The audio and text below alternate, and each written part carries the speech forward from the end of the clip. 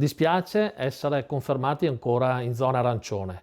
Dopo tutti questi sacrifici si pensava di arrivare a un'apertura e passare nel colore giallo per dare la possibilità alle aziende di riaprire. Quelli che non sono contenti, convinti, quelli che non condividono. Lo sconcerto di Confartigianato è lo stesso dei commercianti, dei ristoratori, dei baristi, delle attività produttive. Un mondo imprenditoriale dietro cui ci sono migliaia di posti di lavoro stritolati dalle restrizioni delle zone a colori, a volte discutibili, come l'arancione con cui il Veneto deve affrontare un'altra settimana. La cosa che ci preoccupa è che se non vengono fatti i ristori dovuti alle nostre imprese, ci sarà un'ecatombe. Oggi i locali sono presidi di sicurezza in cui i titolari investono sul rispetto della normativa anti-Covid. Se si è sicuri all'interno di bar e ristoranti e anche all'esterno, visto l'ottimo e importantissimo impegno delle forze dell'ordine, perché condannare ristoranti e bar, ma anche palestre e musei, alla clausura?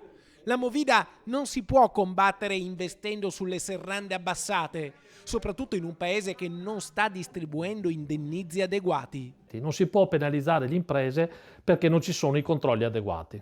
Penalizzare le imprese vuol dire creare disagi, creare licenziamenti, creare chiusure. Questo metterà a repentaglio l'economia del nostro paese.